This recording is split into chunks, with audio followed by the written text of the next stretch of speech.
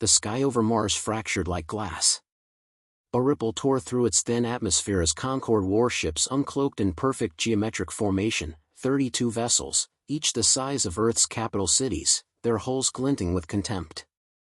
From the Himalayan bunker, Commander Eshan Raza watched the live feed with grim detachment. Around him, the command center buzzed with panic. Officers scrambled to contact satellites that no longer responded. Static filled the screens meant to show Earth's defense grid. Someone swore softly. Someone else prayed. Raza said nothing. His eyes weren't on the fleet. They were on the stone slab beneath his hands. Carved in lines older than any written history, the slab bore inscriptions dismissed for centuries as symbolic nonsense: a serpent coiled around a sphere, a thunderbolt splitting the heavens, and a human figure with a halo of fire. The old myths, he thought. The ones they laughed at. The ones we buried under textbooks and treaties. "Sir, the Concorde just transmitted terms of surrender," a young officer muttered beside him.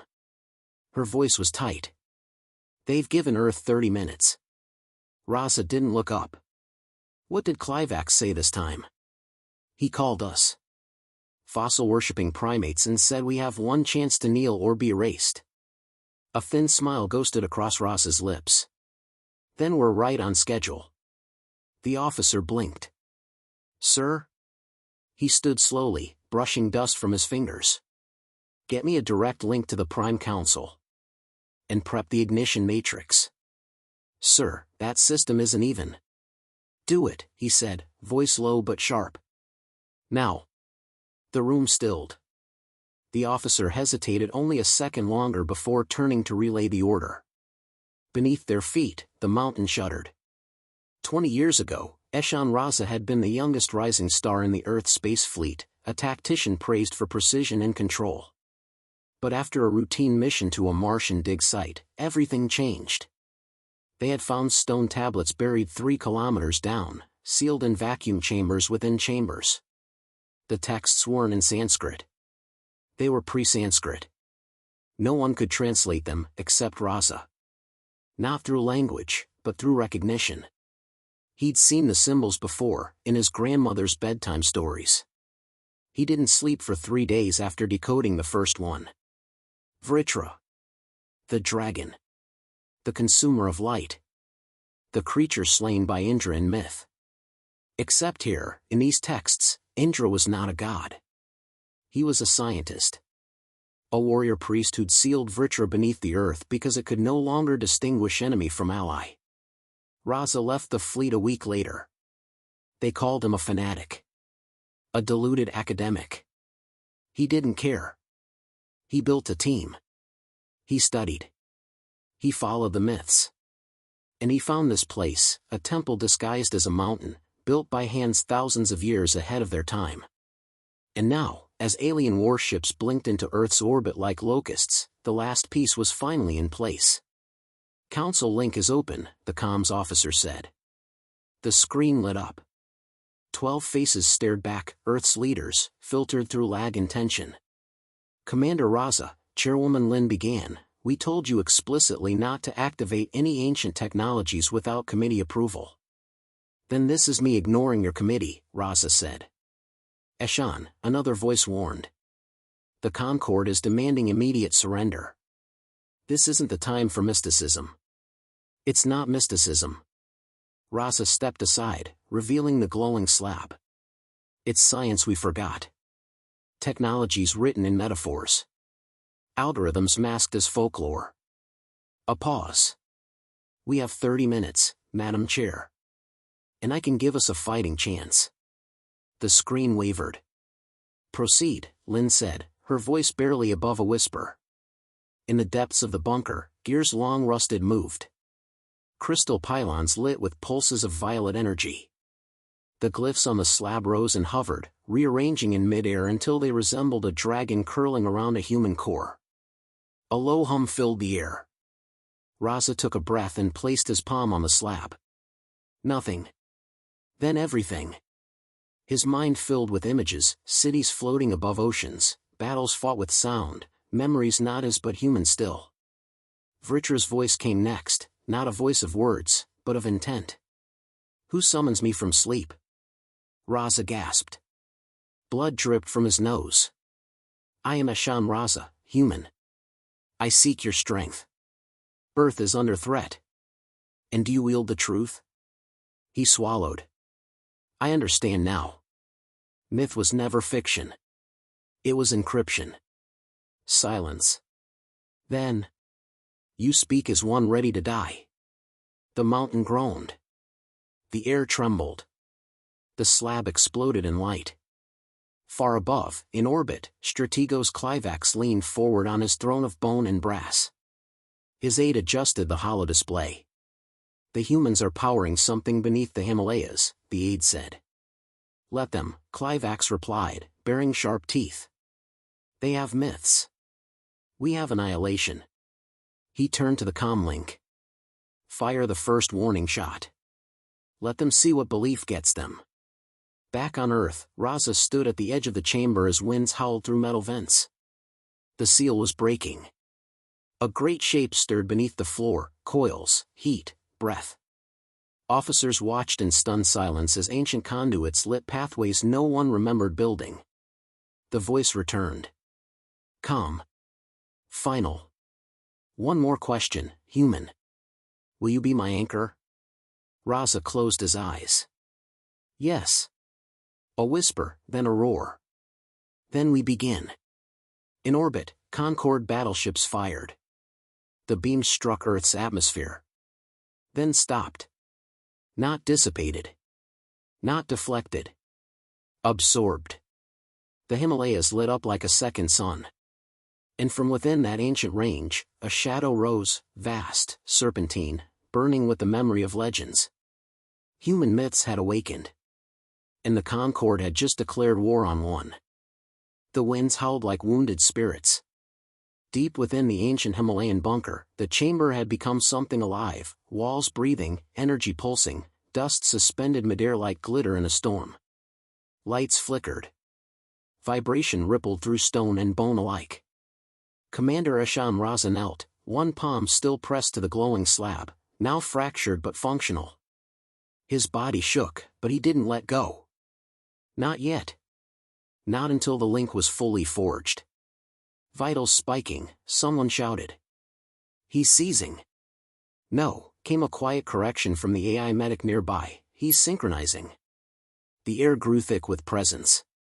Something massive stirred beneath the complex, too large for comprehension, too vast for measurement. And yet, it was listening. Your mind trembles, human. The voice filled his skull like thunder inside a cave. Raza clenched his jaw, fighting the sensation of drowning in light. I'm not here for safety, he managed, I'm here to understand. To know me is to lose yourself. He smiled through the pain. Then let's get acquainted.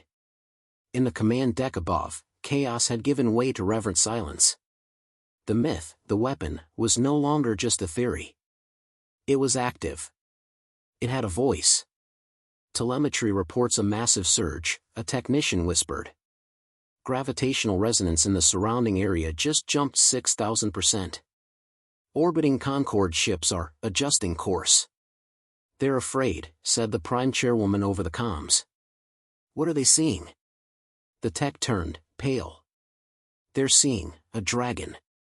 The screen showed it now, part myth, part machine. A serpent of energy and matter rose from the Himalayas, coalescing around magnetic fields, its coils thick as mountains. Not a beast. Not a construct. Something between the two. And it moved. The stars bent around its form. Concorde sensors jammed. Their AI systems began to loop in error. It wasn't just seen, it was felt. A technician gasped, "Ma'am, one of the ships just imploded." Within the ritual chamber, Raza dropped to one knee as the feedback subsided. He gasped for air, every nerve humming. "You killed one of their ships," he whispered. IT touched what it could not comprehend. It broke itself. He laughed, breathless. "You're not just a weapon. You're a firewall. I am a story given form. I am everything they denied could exist. A shape emerged from the shifting light, human in outline, eyes glowing amber. Not Vritra itself, but a projection, a fragment of its essence. It spoke without sound, its mouth unmoving. Raza stood unsteadily. Why did the ancients seal you away? The projection didn't blink. Because I could not distinguish threat from belief. I destroyed without wisdom. Faith fed me, but fear unleashed me. He nodded slowly. They locked you in myths so we'd forget, but encoded instructions inside the stories. Not fiction, failsafes. Only one who both knows and believes can unlock me fully. And that's me. Yes. But there is a price. Far above, the Concord dreadnought Oblivion's crown repositioned behind the moon. High Strategos Clivax paced before a shimmering map. Explain again, he growled. His science officer's tentacles quivered nervously. The anomaly is broadcasting something. It's language. But not. More like layered symbolic code. Our AI translators are overwhelmed. It's causing recursive failure loops. In what way? Sir, the crew on Cruiser 17 began hallucinating. They reported seeing Earth creatures. Ancient beasts. Then the ship collapsed inward, like it believed it was being eaten. Clivax slammed a clawed fist onto the console. Are you saying Earth weaponized imagination? No, sir. They weaponized faith. Back on Earth, Raza stood before the projection, still shaking. What's the price? He asked again. A conduit must be made. My will is too great. I need a tether to think, to focus. Someone must become the core. It is not control. It is union. He understood. A fusion. A sacrifice. I won't survive it, will I? No. Raza exhaled slowly, eyes on the trembling ceiling above. Good, he said. Let's make it count. He returned to the command floor, pupils still glowing faint gold. Officers stepped back as he entered. No one needed to ask. They saw it in his face. Something ancient had touched him. Prepare the secondary link, he ordered. You mean the mental interface? Asked the AI medic. It's unstable. It won't be for me. Commander, a strategist interjected, we're detecting energy buildups near Luna. Concord's bringing in a second wave. Let them, Raza said. We're going to show them that Earth's myths don't end with bedtime stories. He approached the console and activated the final protocol. Light surged along the walls. Outside, the dragon, Vritra, curled into the clouds, massive and watchful. In orbit, the dreadnought moved into firing position. Dozens of energy cannons aligned. Their goal, vaporize the mountain. Crush the myth. End the story. Inside the ship, Clivax grinned. They've awoken a god, he said. Let's kill it. He raised a hand. Fire. 12 beams screamed toward Earth. Speeding, slicing. Too fast for most defenses. But they didn't reach the ground. They struck Vritra. The serpent didn't block. It opened its mouth, and swallowed them. The energy vanished into the beast's form. It glowed brighter. Pulsed. Then turned its head upward. Back at the bunker, alarms flared. Raza was seated, wired into the interface. Sweat drenched him. Blood trickled from his nose again. It's awake, he whispered. It's learning. What's it doing? Someone asked. It's choosing, Raza muttered. What kind of god it wants to be. Outside, the dragon launched forward, silently, gracefully. But every step shook the world. Then, it launched skyward. Within seconds, it reached orbit. The first dreadnought exploded. Not from damage. From terror. Vritra didn't attack it physically. It transmitted something. A concept. A memory of being haunted. The dreadnought's AI believed it. And self-terminated. Raza watched from below, slumping back in his chair, skin pale, lips dry. He turned to the screen. "Send this message," he said. "Open to all Concord frequencies." The tech nodded. Raza leaned into the mic. "This is Commander Eshan Raza of Earth. Your empire has mocked our myths. But now you see, they were never meant to entertain. They were warnings." He paused. And we listened. Above, the stars dimmed. The Concord fleet wavered, fractured, fled. One remained, the flagship. Clivax stared in disbelief as his instruments died. Lights failed. Voices cut off. All that remained was a sound, a low hum. Not mechanical. A chant.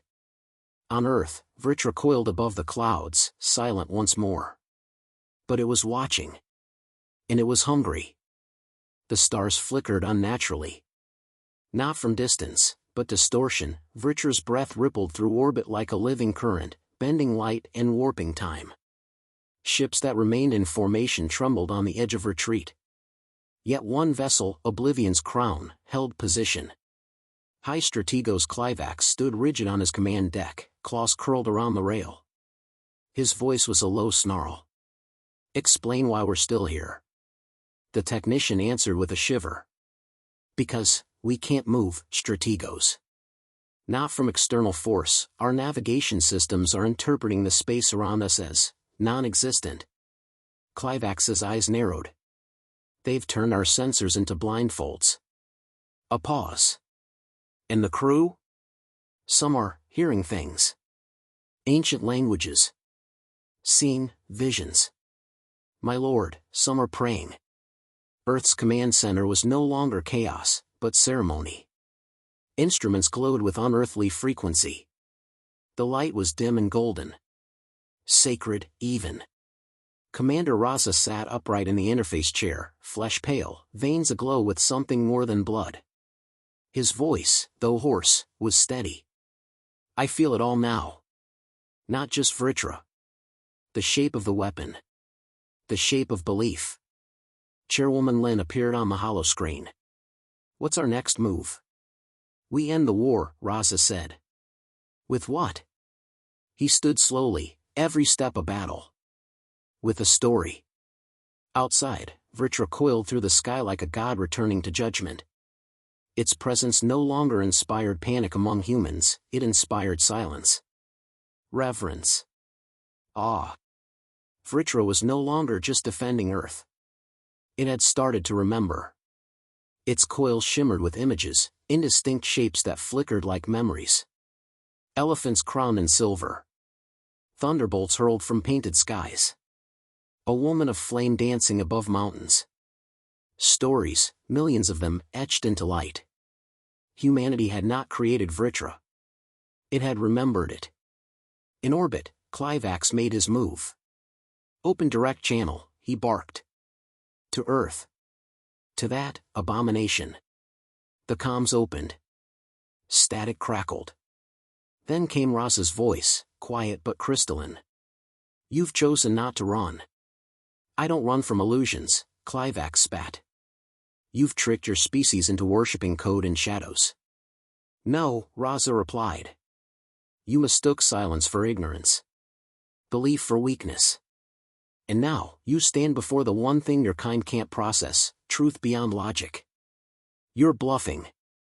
You're sinking." Clivax opened his mouth to retort, but something cold trickled down his spine. His ship creaked. The Oblivion's crown began to tilt, not from damage, but from misalignment with reality. Walls turned soft. Screens blurred. The ship's AI screamed internally as Vritra's psychic pressure rewrote its inputs with archetypes, metaphors, symbols. The Concord systems, based on pure logic, had no defense against the impossible. A soldier stumbled down the hallway, tears in his eyes. "I saw my mother," he whispered to no one. "She told me I was already dead." Clivax watched the deck lights pulse. "This is heresy," he whispered. "No," came Raza's voice through the static, "this is justice. Delivered in the only language the stars forgot." In Earth's skies, Vritra unfurled to full height. Energy spiraled along its length, not as weaponry, but as narrative. Every ship still in orbit received a broadcast. But not words. Visions. A Concorde technician saw himself as a child on a burning world, saved by a woman of light. A captain saw a serpent coiled around his heart, whispering forgiveness. An AI core shut down to sing a lullaby. The stories entered them like fire. And many ships fled. Oblivion's crown did not. In the final interface chamber, Raza staggered, coughing blood. "It's ready," he said. The AI medic moved to stop him. "Your body's reaching collapse. You need separation." "No," Raza said. "I am the story now. We finish it together." He raised his trembling hand and activated the final integration. Above, Vritra turned. It no longer moved with instinct. It moved with purpose. It struck the Oblivion's crown not with missiles or lasers, but with a pulse of memory. A singular wave, coated with every human myth of judgment, sacrifice, and resurrection, slammed into the dreadnought. Its hull screamed. Clivax fell to one knee. The bridge around him darkened. Light faded. The consoles froze. He looked up. And saw her. Not Vritra. Humanity. A woman cloaked in shadow and flame. Her eyes held oceans. Her voice held thunder. "You mocked us," she said. "Now you become us." The ship shattered. Not physically. It was unwritten. Below, Raza collapsed. But he smiled. "It's done." The mountain above him glowed, once. Then faded. The room dimmed. Officers moved toward him, quiet. Chairwoman Lin's voice echoed through the comm. "Commander?" He looked up one last time. "We didn't awaken a weapon," he whispered. "We awakened ourselves." Weeks passed. The Galactic Concorde sued for peace. Their laws, built on superiority, were rewritten. Earth was no longer a junior member. It was now a myth in the making. Pilgrims came to the Himalayas, not to fight, not to invade, but to listen. To remember. And in the wind, high in the cold air, a shape sometimes moved through the clouds. Watching. Waiting. Never sleeping. Because now the galaxy knew. Human myths don't fade. They wait. The mountain was silent again. Snow drifted softly over the upper ridges of the Himalayas, covering the cracked stones that once pulsed with light. There was no roar in the sky. No serpent made of stars. Just wind, rock, and the quiet echo of something that had changed the fate of worlds. Inside the bunker, the lights had dimmed. Life support systems purred steadily. Vritra no longer spoke, but its presence lingered like the scent of incense in an ancient temple. The air held weight, as if Earth itself now listened more carefully to the stories told on its soil. Eshan Raza lay still beneath a thermal sheet, his body broken but intact. Machines around him clicked, hissed, and hummed as if trying to preserve a man who had already become something more than human. A medic stood beside him, watching brainwave readings that flickered in strange, rhythmic patterns, almost like poetry. "He's stable," the medic said softly. "For how long?" asked Chairwoman Lin, now present in person for the first time. "No idea," the medic admitted. "We've never seen neural activity like this. He's dreaming, maybe, or remembering things that never happened." Lin looked at Raza. His lips were barely parted, as if whispering to something only he could hear. "We owe him everything," she said. 2 months later, Earth no longer begged for inclusion. It had become the center of caution in a galaxy suddenly humbled. The Galactic Concorde passed the Myth Accord, restricting the use of psychic synthetic technologies on developing worlds. Hundreds of species began re-examining their own legends, their own stories once dismissed as tribal fantasies. They wondered if, buried in metaphor, they too had chained gods. But none had what Earth had. No one had Vritra. In a lecture hall in Geneva, a new course began, Mythology as Tactical History. The professor, a former ex-military analyst, addressed a room full of cadets from across the Solar Confederation. What we believed were bedtime stories, he began, turned out to be encrypted archives. A hand rose.